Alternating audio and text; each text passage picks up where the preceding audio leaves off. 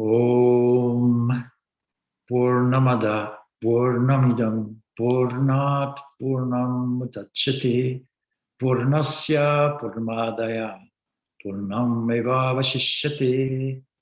Om Shanti Shanti Shanti. Om. That is full or infinite.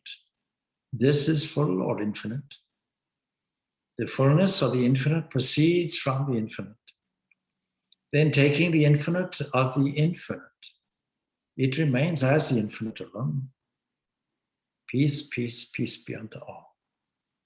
This is the peace prayer associated with the Isa Upanishad or Isa Upanishad, as some people might have it.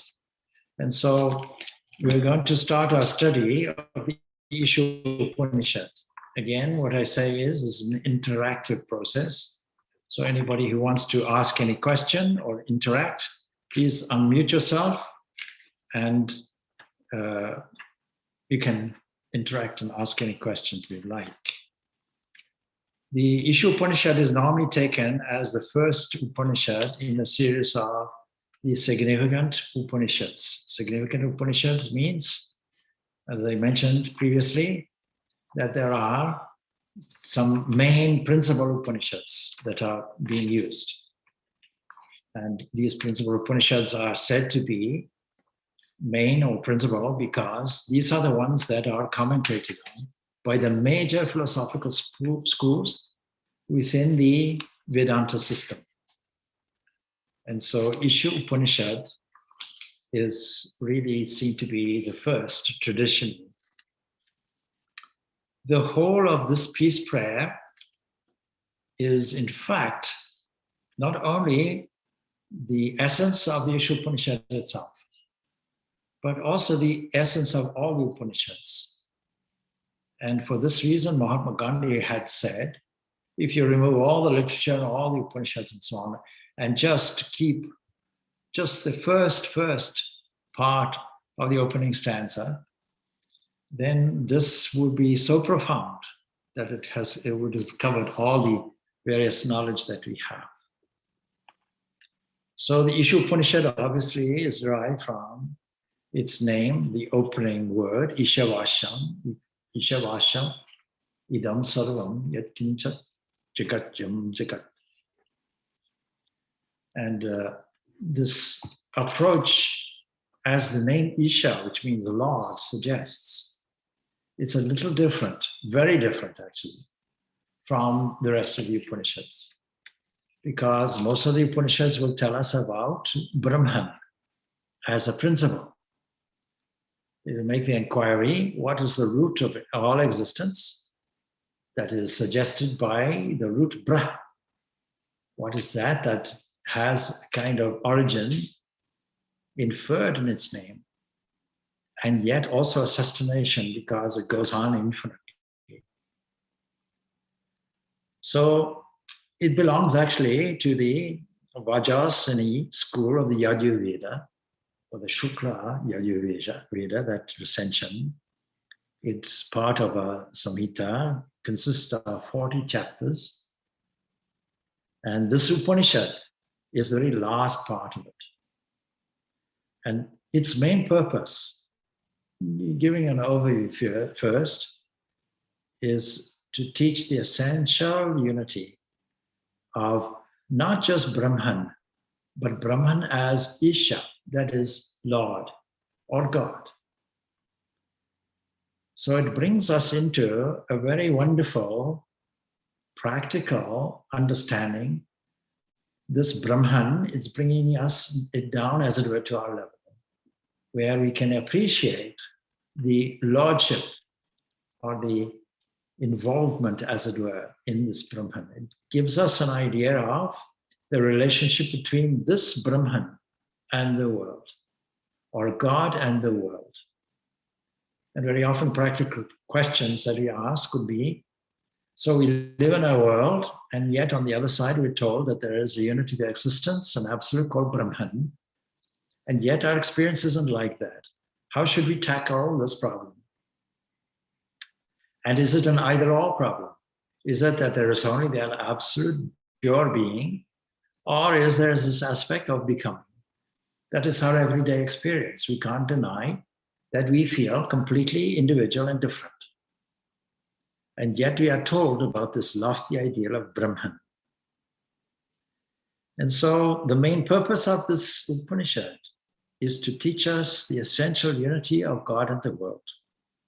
There's no world separate from this entity. That's the real teaching.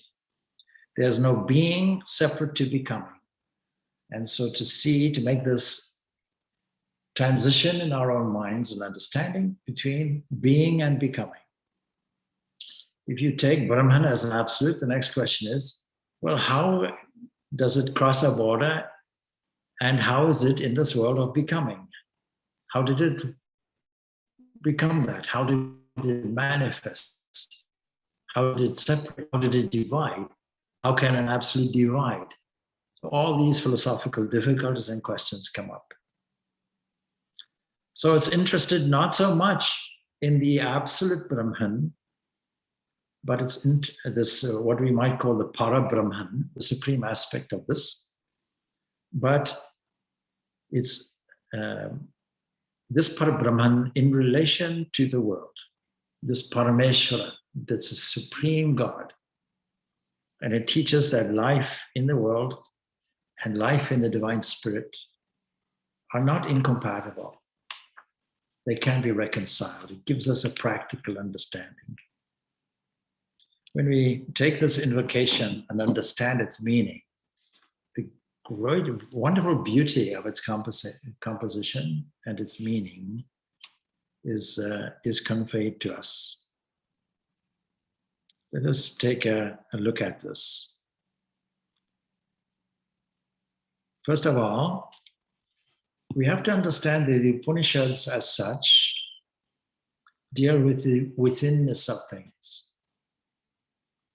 And that is an important factor because much of these Upanishads gives us a contrast. Isa Upanishad is no exception. Between those people who really, really grasp the importance of the most fundamental essence of being, on the one hand, that is intrinsically subtle and is always within, and the conventional view of things, which is without. So to understand these terms, we have to understand the language of the reality of things. Many times I've probably told you that from over 100 years ago, this inquiry into the real nature of things, or the reality, this inquiry really has begun in modern science. Of course, it was always there in metaphysical thinking. It was always there in Platonic thinking, Plato's understanding of things, Greek philosophy. And of course, it was always there in the root of that itself, which was Indian philosophy.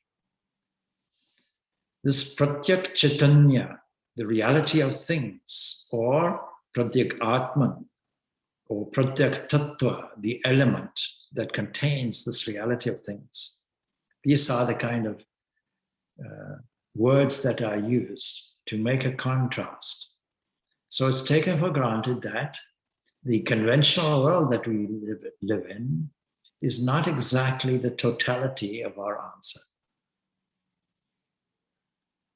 The Upanishads contain a fascinating account of the various stages by which the human mind understands things and registers them as a reality, and takes us to the spiritual heights of our realization. This is the great value of the Upanishads. Now, for this reason, we cannot say we can read these Upanishads.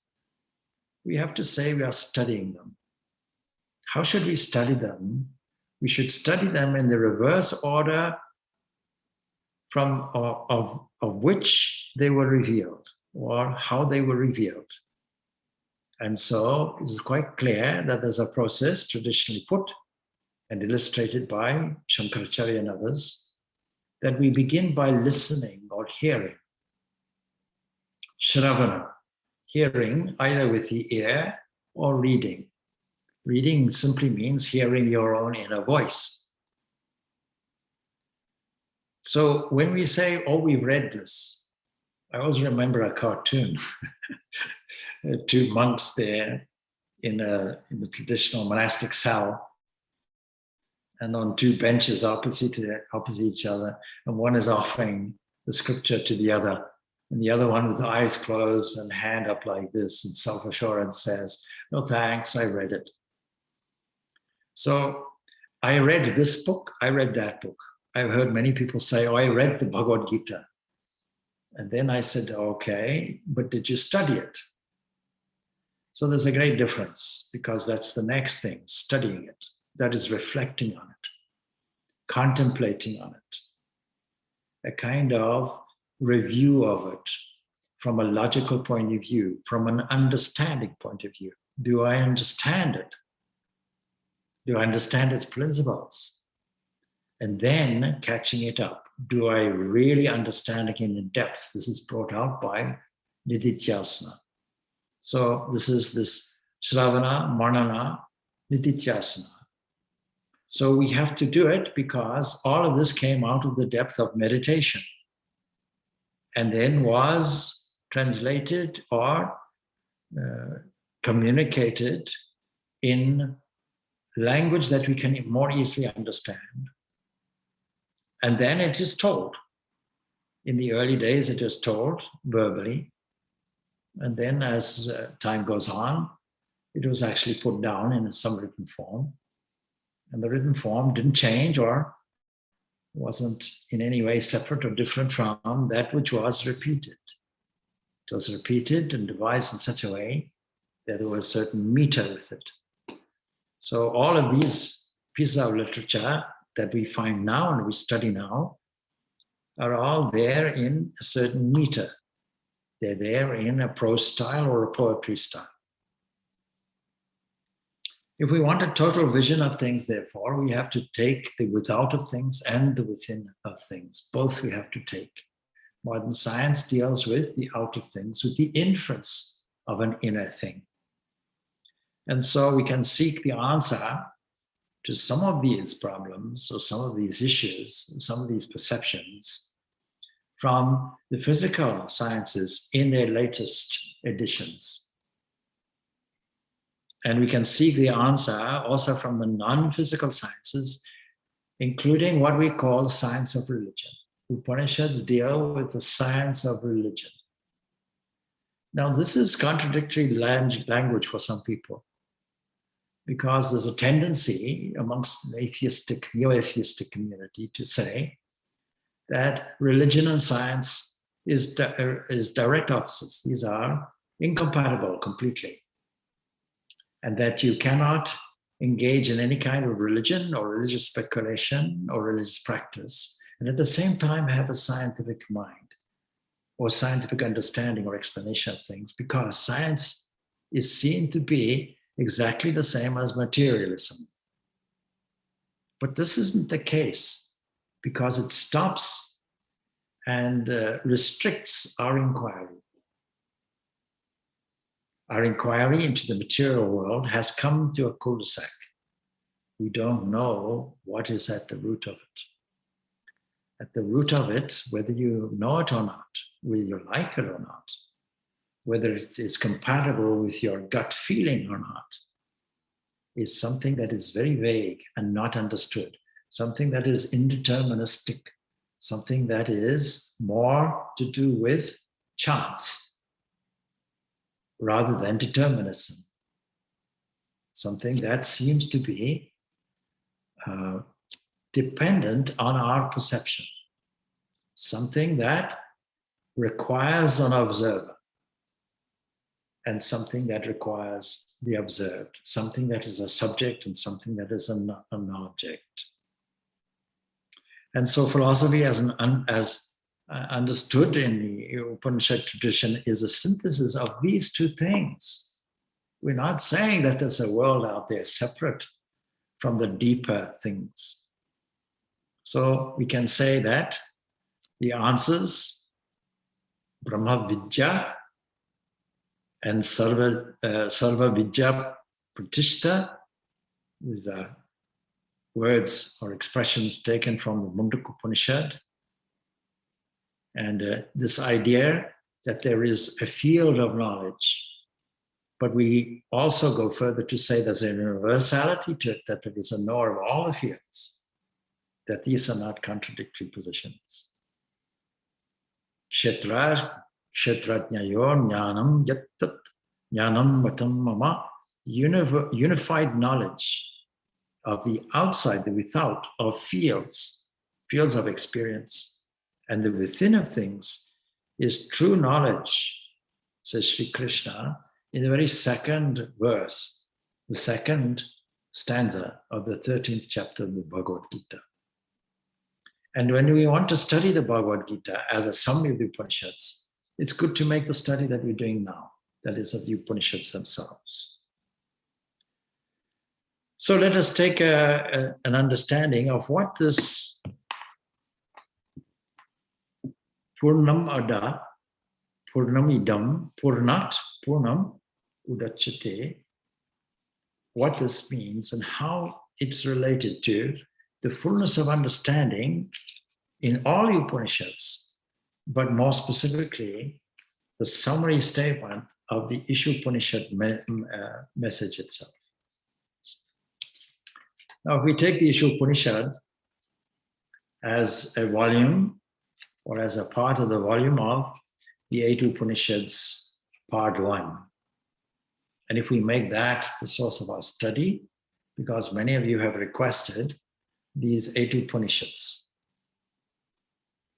and it is a good because it is giving us an insight into the thoughts of our highest conclusion as elucidated by Sri Shankaracharya. And so the very first statement is worth meditating upon, contemplating on.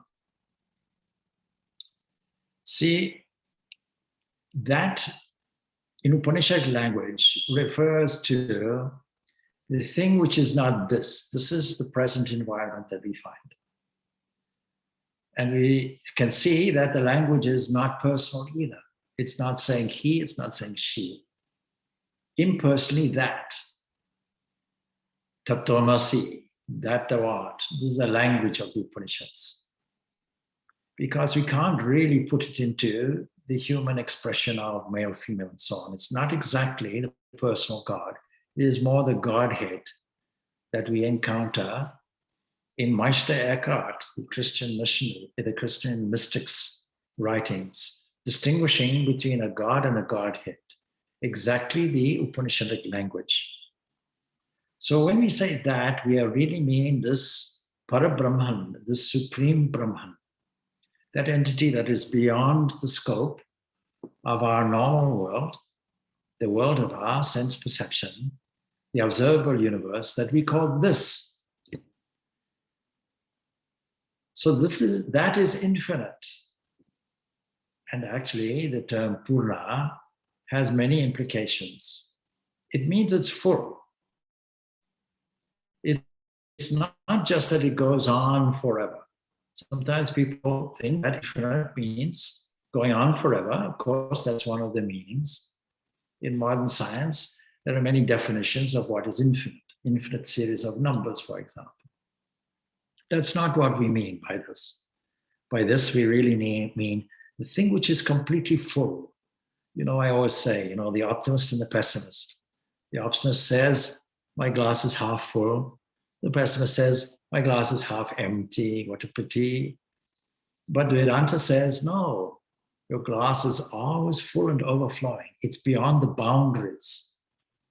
And the boundaries are within the this. Beyond these boundaries, it's all full. There's a whole totality.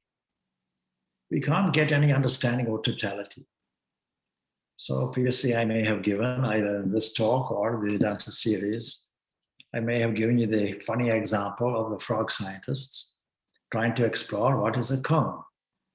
You get a professor to introduce a cone into the water, and the difficulty that the frogs have is they only have horizontal vision.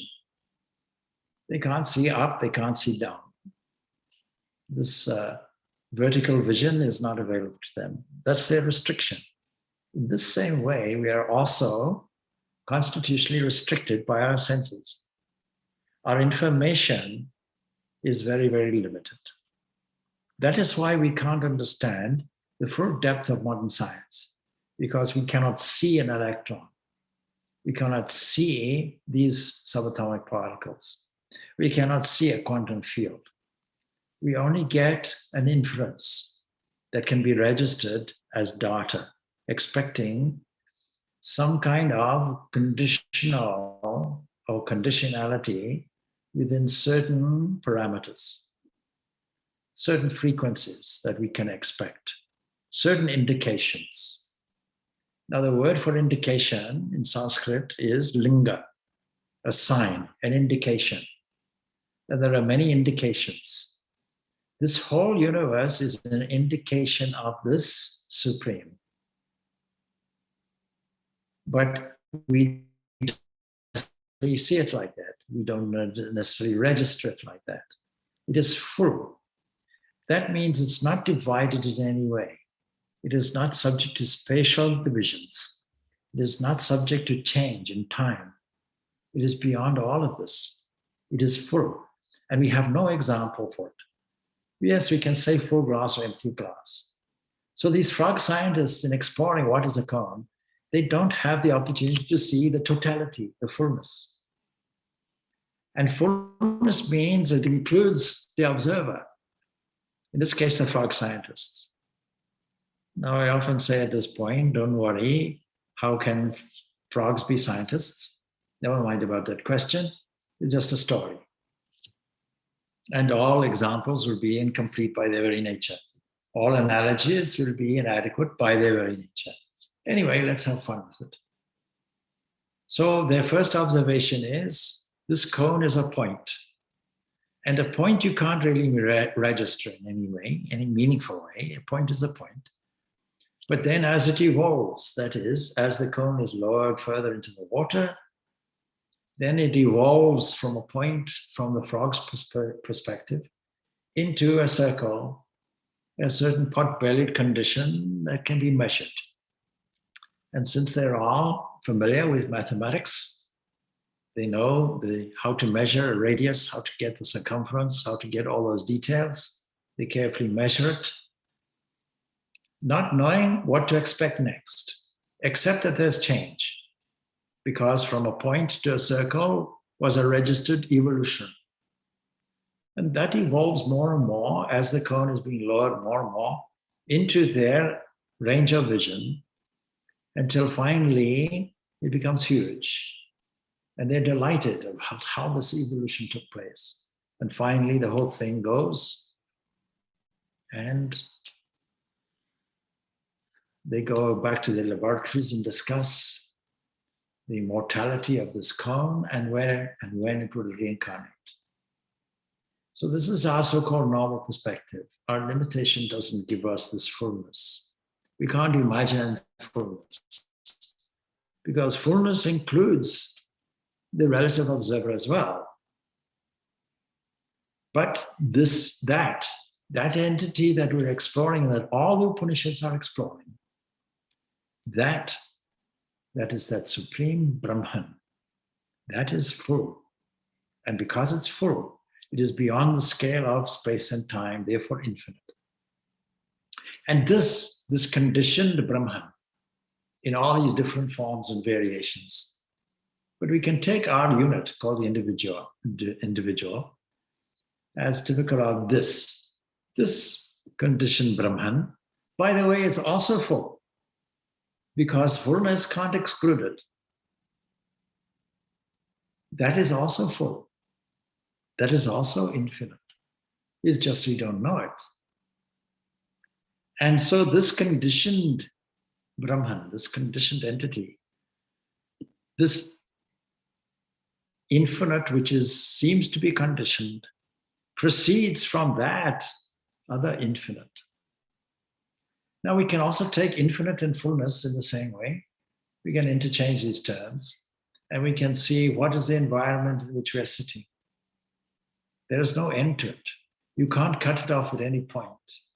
As soon as you explore one small square inch of the sky and see how deep it is, something called deep field, the Hubble deep field, that exploration showed that in a small, small space of emptiness, visible emptiness, where nothing was there, nothing shone, nothing winked, infinite numbers of galaxies were there.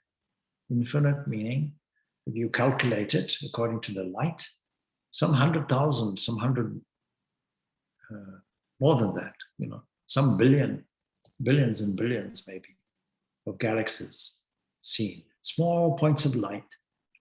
Understood, these are all galaxies. And only up until fairly recently, we thought that the whole of our world, our universe, with the advantage of telescopes, was just our own Milky Way galaxies. Now we discovered, no, we don't know where's the end to it. It's only a border of 15 billion light years away that we can see because of the limitation of the speed of light. But beyond that, we don't know. Once we get to the border, it doesn't go on. So that also looks to be infinite on that scale as well. But we know it proceeds from this one infinite thing, this supreme. Then it goes on, then through knowledge, that is taking the infinite of the infinite, subtracting one, say, from another, what will we have? You can't take the full from the full because only the full itself remains. Be beautifully put. So Brahman, therefore, from the start, the first lesson is both transcendent and imminent. We can't separate the two. Now, I often give an example. What do we mean by transcendent, by imminent? The birth or the creation, if you want to put it that way, of the universe does not in any manner affect the fullness or the integrity of this one entity called Brahman. Very often we hear atheistic arguments saying, can you give me evidence for God? Misunderstanding completely this whole concept of this fullness. So coming back to the frog's perspective, nothing evolved. Sometimes I can, with a sense of fun, talk with a biologist and say, I don't believe in evolution. What? You're one of these other religious persons who believes in, intelligent design and so on and so forth, or creation. You think that the world was existing 6,000 years ago. Everybody eats food according to the flavor that they're familiar with. Everybody has a cultural bias. No, you haven't studied this. That's not what I'm saying at all. I'm saying that if I believe in totality, I cannot believe in evolution. I can only believe in apparent evolution. It seems to change. That's all I can tell you. It seems to change. It seems to be confined. It seems to be divided. Dividedness is a space issue. It seems to be divided. So this whole universe is fragmented God. We have to put seemingly in there. Seemingly fragmented God. And if we're not viewing it like this, we're not finding solutions to our practical problems in the divided universe in which we live. If we are not tuning into this fullness, then the problems will remain. The ultimate solution to all of our problems is to see this undividedness everywhere, to see this fullness. So that is a mathematical fact. If something is 100%, and you take 100% away from it, you see the impossibility of it. You cannot take anything which is full away from fullness itself. Look at the optimism. The glass is neither half full, nor is it half empty. It is always full and overflowing. You cannot get more optimistic than that. Now, the introduction, therefore, to the Isa Upanishad goes like this. The commentator says, see the Vedic mantras or verses beginning with this first statement, Isha Vasham idam sarvam yatkincha chikatyam jagat. If we just simply take this Isha Vasham, this mantra, then it can't be used for purposes of ritualistic action. And so in the Vedic system, there is scope for ritualistic action with 3 aims in mind. It's put in this language for sons. That means progeny. That means a continuation, because it is only the male that can continue the male line. So anybody trying to trace their genealogy back will get stuck when the male line is broken and the female takes over. Then the name of the genealogy changes. There was if we take, for example, Sister Nivedita's lineage, so we can say the mother's side was Hamilton. Then if we go back, and trace it back to a male lineage, we may find it's broken. And for that reason, if you take the nobility of it, then the line was broken so that the house of that family is actually in the name of the Douglas family, the Scottish Douglas family. So sons. Second one is wealth. Because to sustain all this life and so on, we have to have some kind of income. We have to have some kind of expenditure to keep things going. And then finally, now these are the 2 in the material world. People recognize it easily. Maybe they won't recognize anything in the 3rd desire, the 3rd purpose for any ritualistic action. And that is a better world after this one, a post-mortem condition where we can enjoy the next world also. And this can all be recognized in the theological context. This is not the purpose of this Upanishad. The purpose of this Upanishad will be to tell us something beyond that, and to say it will reveal the true nature of the self, that infinite entity which we can understand to be within. Within meaning not spatially within, but subtly within. So the ritualistic portion will reveal the true nature of this, will serve to reveal the true nature of this self. It won't reveal the true nature of the self. It is there for the ritualistic portion of things, but this Upanishad is there to reveal the true nature of the self. And it's not an appendage, it's not an additional thing, it's not connected with a ritualistic action, which is called karma. That is the karma kanda portion of the Vedas. The real nature of the self consists in its purity, its sinlessness, its oneness, its eternity, its incorporeity, its omnipresence, and so on, says the commentator. And that is indicated in this Isa Upanishad in the 8th stanza. Now, purity, what does purity mean? Everything in this world is tainted in some way. The Katha Upanishad tells us, and other Upanishads will tell us, that the only thing that is untarnished is this Supreme Self. And this self, this inward thing, is infinite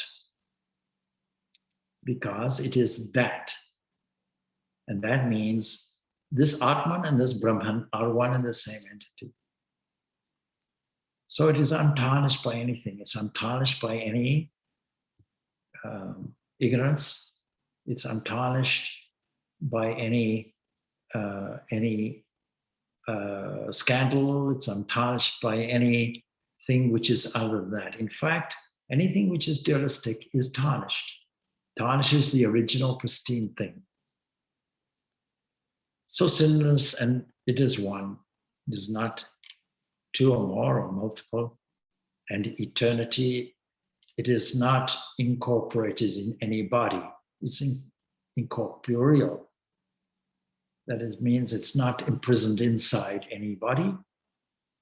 All of these things belong to this self in its pristine nature.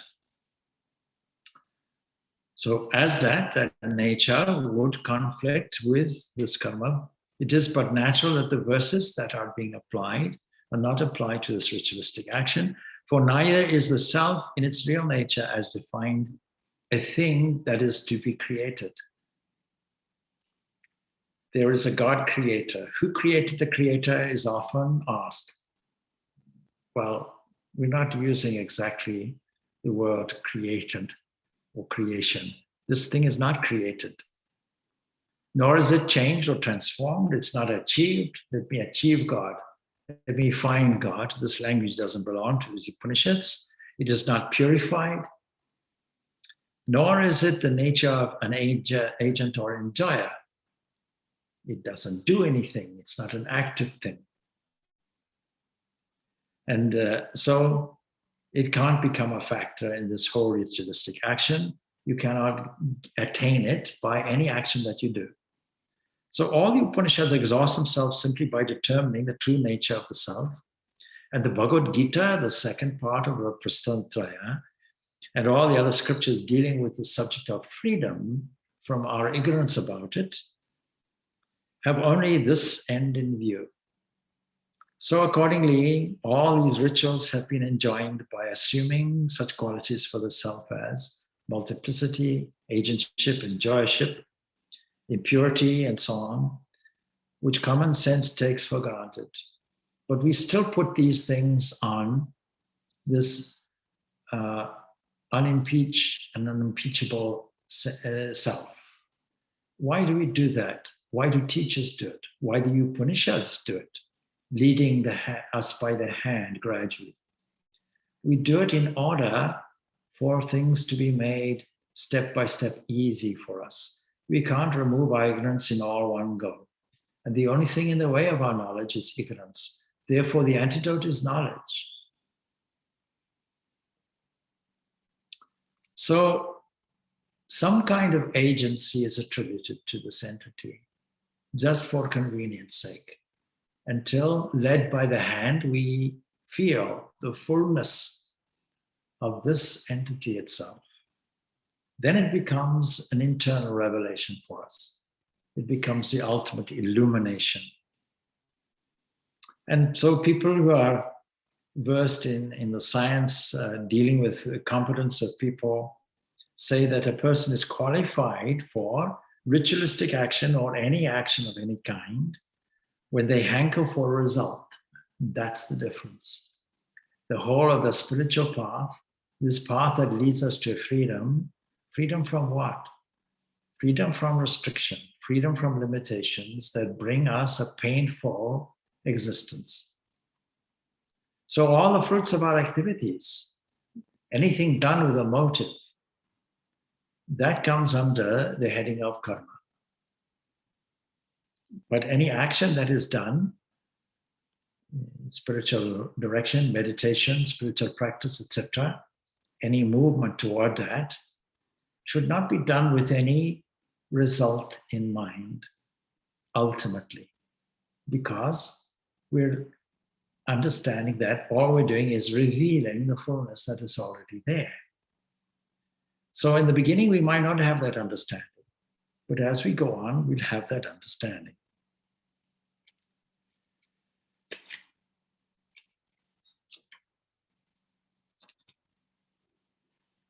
These verses, says the commentator, are there to remove our inherent ignorance.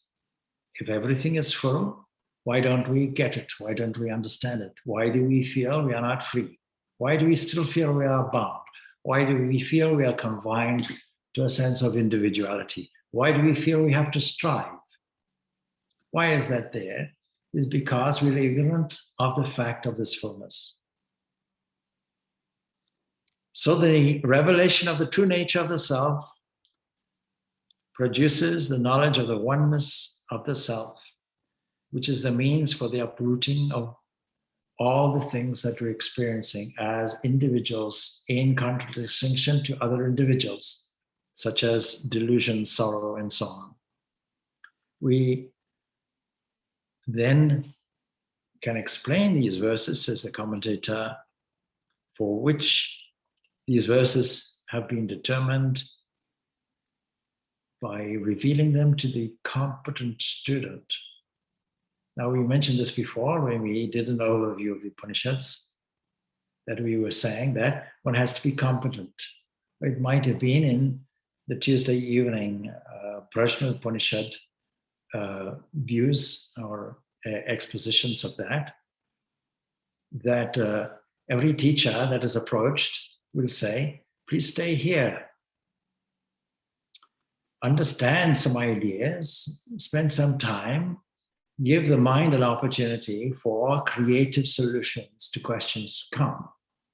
Stay for 1 or 2 years and then ask your questions. In the meantime, in these 1 or 2 years, there's been sufficient time to digest difficulties and problems, to revamp them, to churn them over, and to get creative solutions from where? From God. And we won't use the language God, we can say from a cosmic mind, a creative aspect, a point of poise where potential creativity can emerge. So let us now deal then with this first stanza.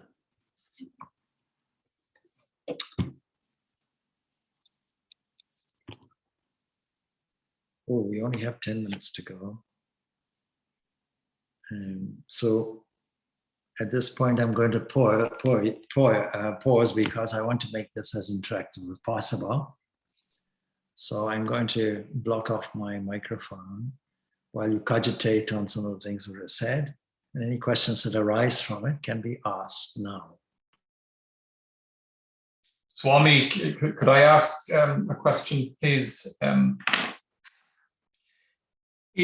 I think you've actually answered it, but I was slightly stuck in the flow of this Upanishad because it seemed to give equivalence to 2 paths to freedom: the knowledge, which I assume is the meditation, and then it talked about karma and talked about combination. I think you've answered it, but maybe if you could just give us a little bit of enlightenment on what seems to suggest there are 2 ways. Yes, you're jumping to the second stanza, but that's okay. So yes, there are, according to Shankaracharya, 2 distinct ways, 2 distinct paths. But we can take it in this way. You see, any path that we take requires renunciation. And I am going to refer to this by bringing out the 18th chapter of the Bhagavad Gita. Because in the Bhagavad Gita, there's a simple question being asked by Arjuna. You have described sannyasa and you have described tyaga. Now, both of them infer some renunciation of some kind. What do we mean by renunciation? It means shifting our value system away from the material world where we are ignorant of this fullness. And so how do we shift that away? We shift that away by having a revaluation of what is there. And when we understand it properly, then we will automatically detach from it. Let us, for example, take love. There are many episodes in a human being's life where the human love has been there. But supposing there's another love that comes in, then the first love goes away. There's a beautiful example, actually, of 2 people, 2 men, who fall in love with the same girl. And so they become competitors. And also jealousy comes into the picture. But one of them suddenly discovers that this person they were previously in love with is actually their sister, a long-lost sister. A small mark under there, an inquiry made. So who were your parents? And what do you remember when you were small? Or I remember that I was lost in a certain place I know my parents were this. I've been trying to find my parents and so on. I know we lived in this locality. I was brought up in this locality and so on. But who from there on, I don't know.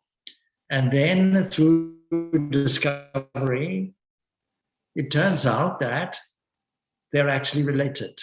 What became of his love? It now transforms into a brotherly, sisterly love. What becomes of the competition with the other person? A generosity of spirit wishes that person well and says, all right, you can enjoy your relationship with this person, marry, whatever it is, all right?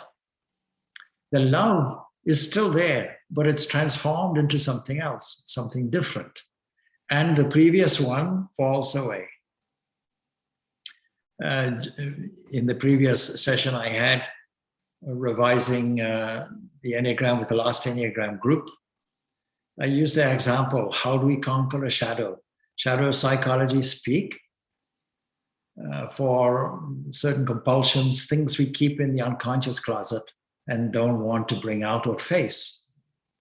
Temptations, desires, fears, doubts, all of these things. How do we conquer them? We don't have to attack the shadow. We don't have to ambush it. We don't have to give it a lecture. Imagine now we want to conquer the shadow. We wait behind a bush. No, you look behind you, shadow is there. We face the sun. As soon as we face the sun and walk toward the sun, the shadow follows obediently. So if we love God and intensify the love of God, then deliberate, cultured renunciations are necessary. The renunciation happens by itself. So there are two ways. The one way is to say that I don't wish to live the full lifespan.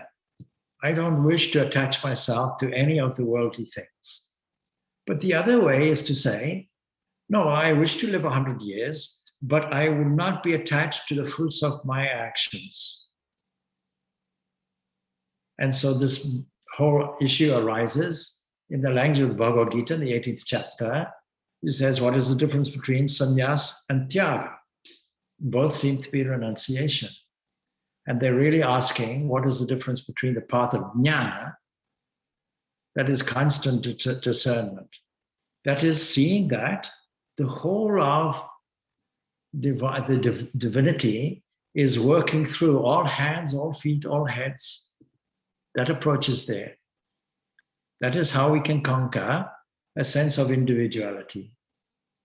Now, all hands, all eyes, and so on also refers to the one that is making the inquiry. They also have hands and eyes and so on. We can detach from the sense of individuality in this way.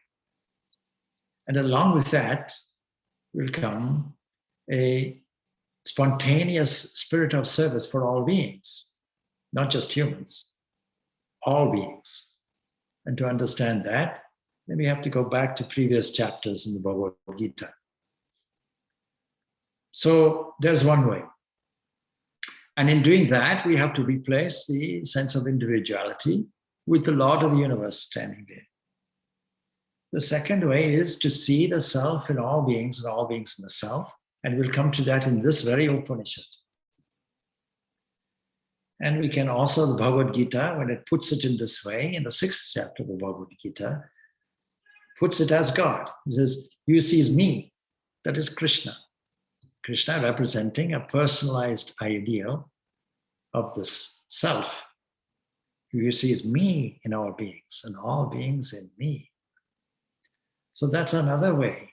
And it has the sweetness that all activities can be done as an act of worship. So that is another avenue. Now, that kind of avenue, of course, there can be a mixture of these two techniques. But that is also a legitimate way. Supposing then I want to be a good person and live a full lifespan. Lifespan seems to be 100 years. Then I can do that and leave off all the attachment to these activities. This is one of the uniqueness of this Isa Upanishad, because it gives us a glimpse of karma yoga for the first time. And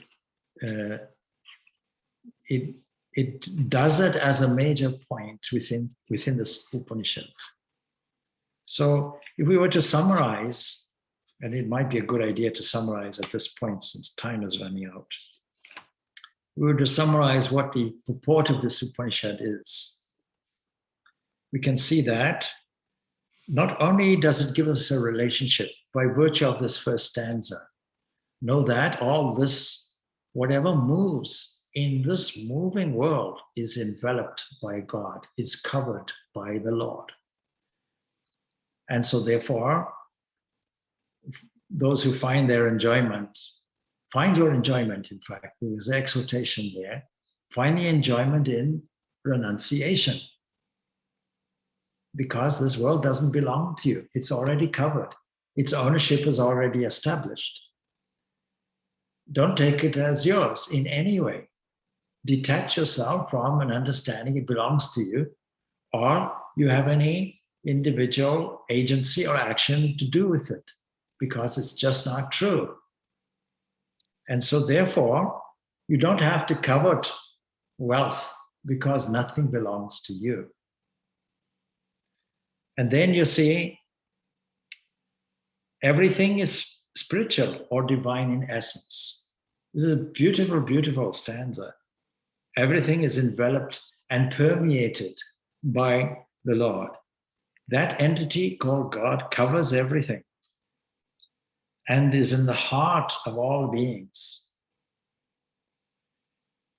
He's not only transcendent, but also imminent in nature. So this Upanishad will exhort us to live and function in this world,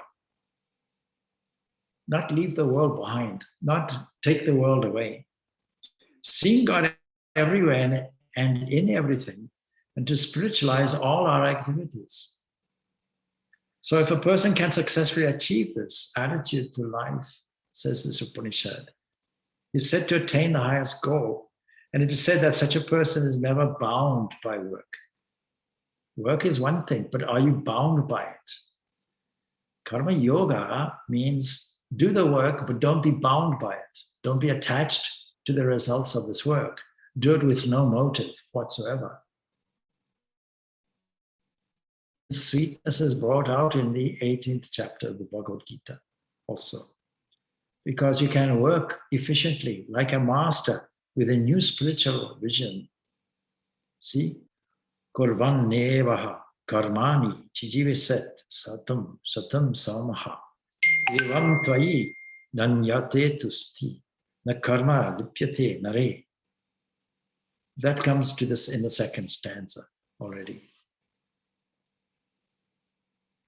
I'll just say a little bit more about that by way of elucidation.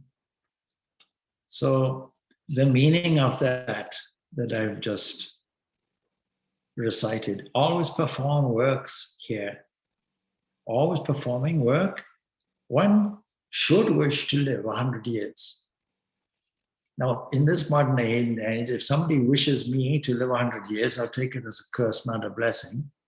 Nevertheless, somebody asked me the other day, when will you retire? See, there's no hope of retiring. What is retirement? I have no intention of retiring. Because if I'm living, say, for 100 years, supposing somebody puts that curse on me, then I can say, no, I wish to live a useful 100 years as long as I can be of service to somebody.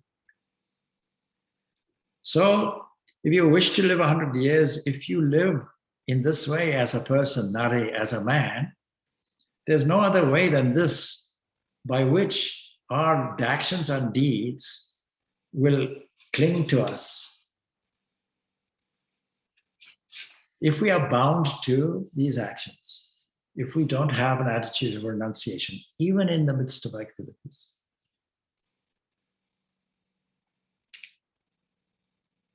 So now we are past 12. So I hope that's clear. I think there's another question in chat here.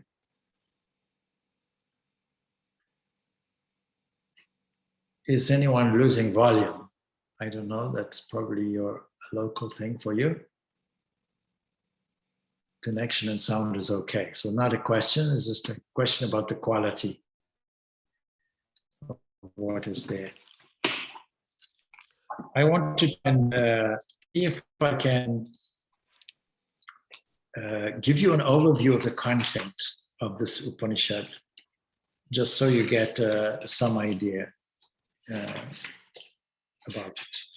I'll put it on the whiteboard for your convenience, just as a start to our inquiry and study into the Isa Upanishad. 3, 4, 5, 6, 7, 8. There are 8 topics which are covered by this Upanishad. So let us put them up on the whiteboard for you.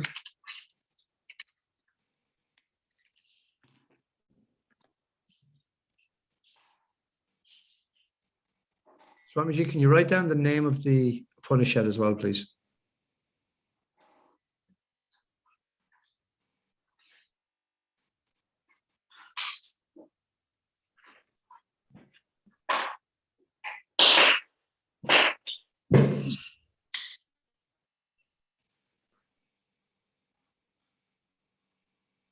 Isha. Thanks, Deepak. Okay. So Isa Upanishad.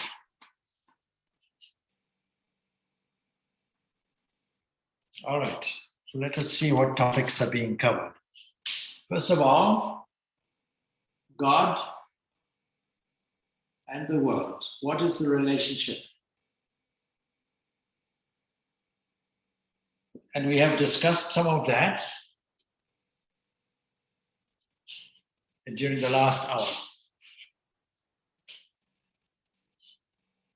In other words, there's a question of immanence and transcendence. And then the second one is a topic that Tom had brought up, that is to do with work and wisdom, is what you can call it. Work and wisdom. In other words, doing work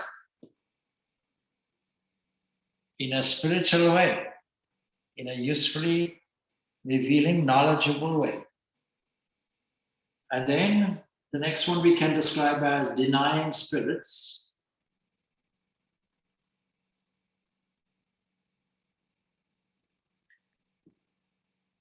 The kind of, we put that in inverted commas. In other words, people who don't see this, who don't see the divinity everywhere in all actions and so on, and don't see this fullness, really, it is like being anti-sun.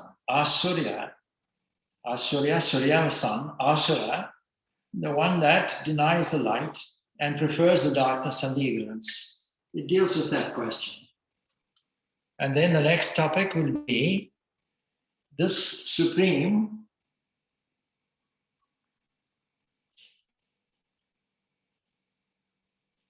is immanent and transcendent. Is immanent and transcendent.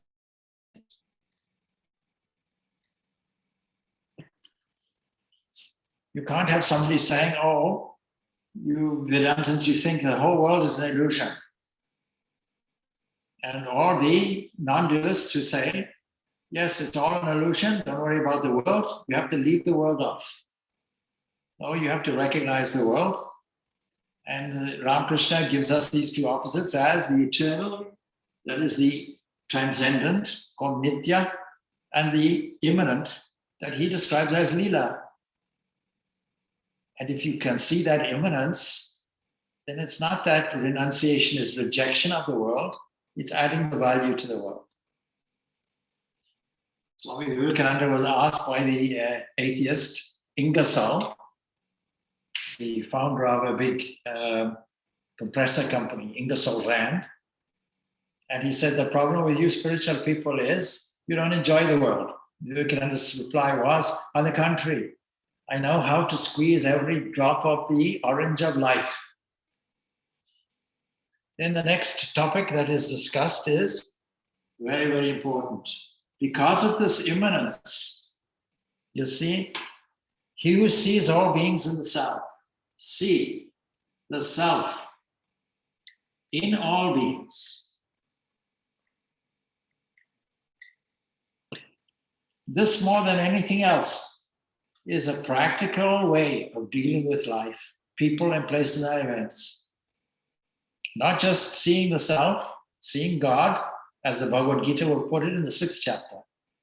Seeing God in another person, but seeing God in all beings, everything that moves, because this first thing says that the Lord is covering all the things.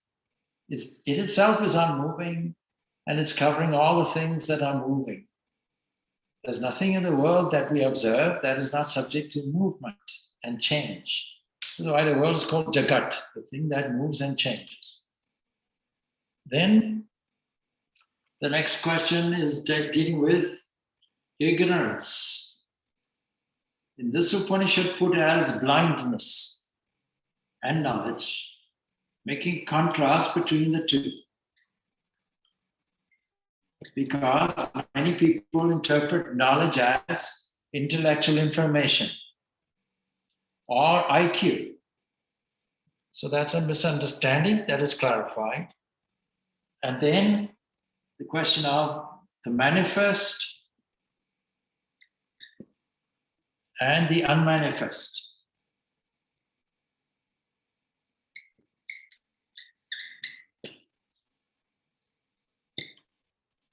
And then lastly, it ends up beautifully with a stanza or some stanzas that are used for those who are dying or for the dead. And so the Upanishad asks for a prayer, is a prayer. What will you do on your deathbed? What will you pray for? I guess you won't pray for chocolate. You'll pray for a vision of God. Vision of God. So these are the 8 subjects that are dealt with in this Upanishad. Swamiji, what's number 3 there again? I can't read it. My apologies. 3 is denying spirits. Denying spirits. Yes, denying spirits. Thank you. And if you wonder what that is, I'll give you a brief. Asurya nama te loka andena tamasa vritaha.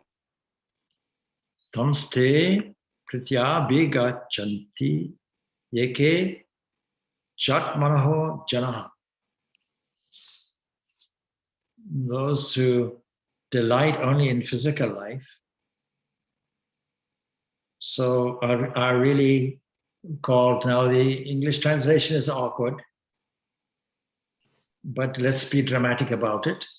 Those who are demonic, those who have a demonic nature, is actually the so-called ordinary person to evil person.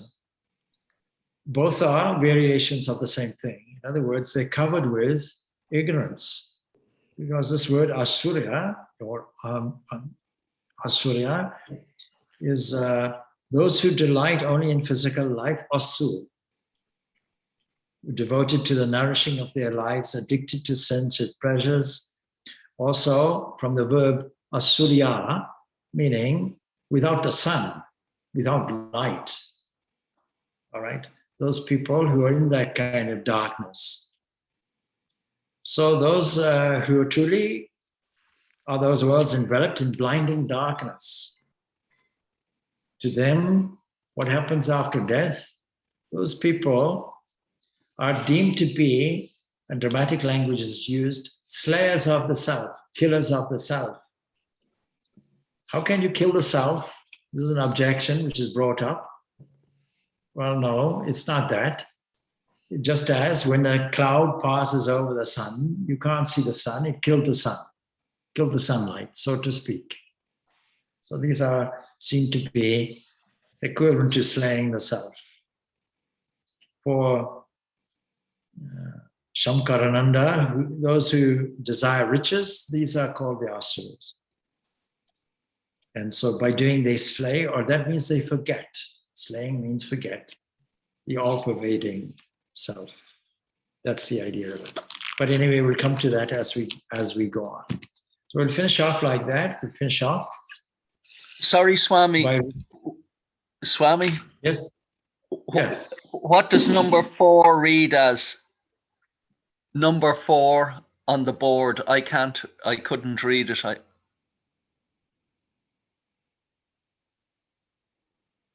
Number 4 is supreme, is imminent and transcendent.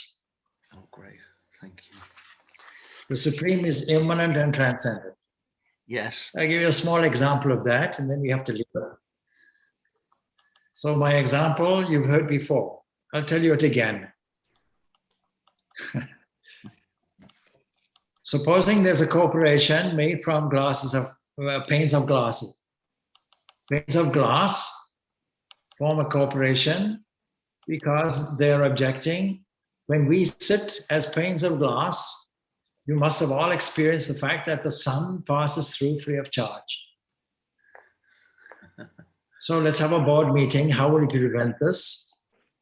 Or how will we put a toll bridge there so the sun has to pay something to come through us?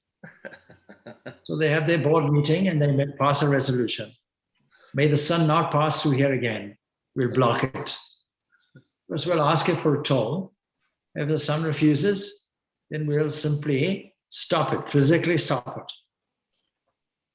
And so anyway, the next day the sun shines and the new resolution has been passed, but nothing can prevent the sun from shining through the glass. And they try to stop it. They jostle together and crash into each other, and finally they fragment and fall to pieces. So there are no glass panes anymore. With or without the glass panes, the sun shines. Now, when the panes of glass are there, the sun shines through. This is called immanence.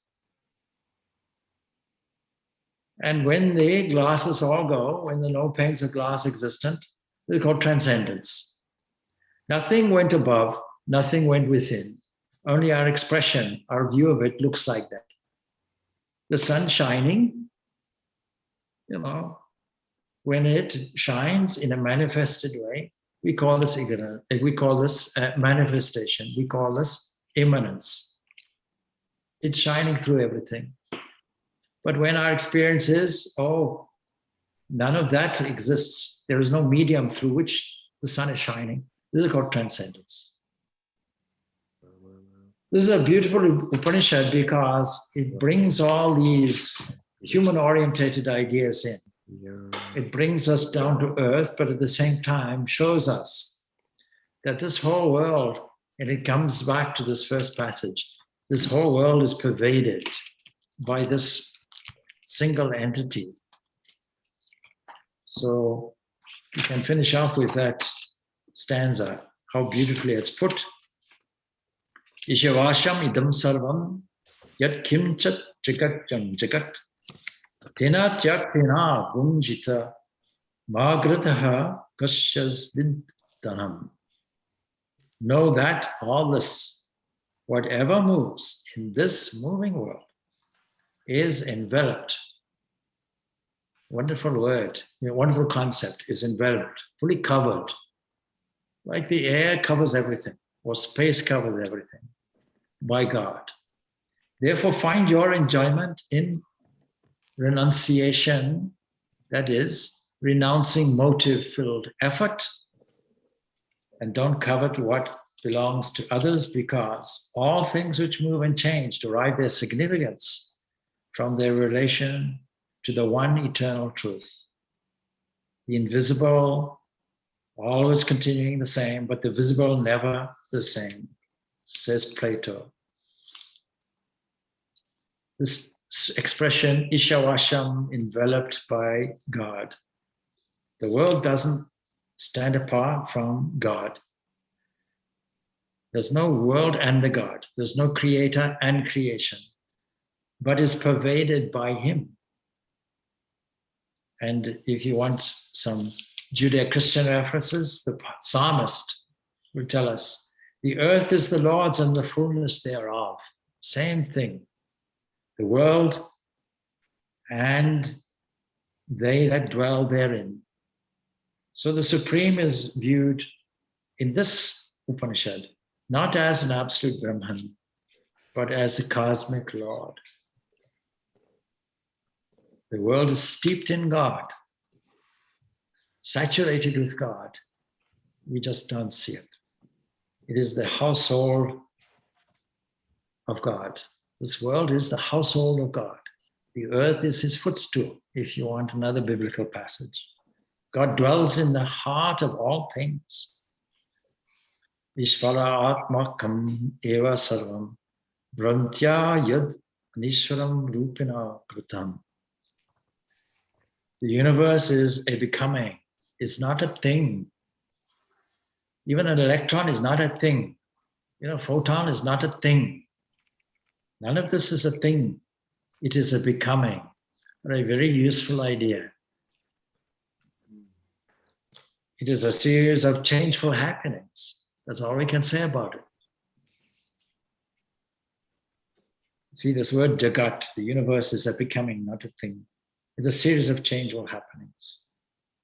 So we should tyaktina bunjitaha, enjoy this world. How? Through tyaga,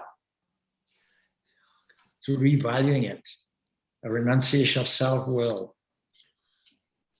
We should enjoy all things by renouncing the idea of personal ownership, grabbing. Imagine now in Israel and Gaza and so on, if people drop the idea of grabbing something, owning something, possessing something. See?